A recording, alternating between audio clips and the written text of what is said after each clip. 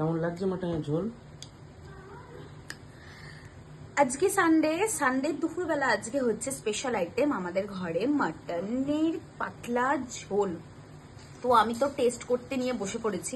আর মাটনের পাতলা ঝোল কার কার ভাল লাগে একটু প্লিজ আমাকে কমেন্ট করে জানিও। আমার তো ভীষণ ভাল লাগে। গোটা ঘর গন্ধে ভরে গেছে, পাতলা ঝোলের গন্ধে মাটনের। তো মাটন ঝরে ঝরে পড়ছে না? না, মাটন ঝরে ঝরে পড়েনি এখনো। দারুণ সেদ্ধ হয়ে যাবো।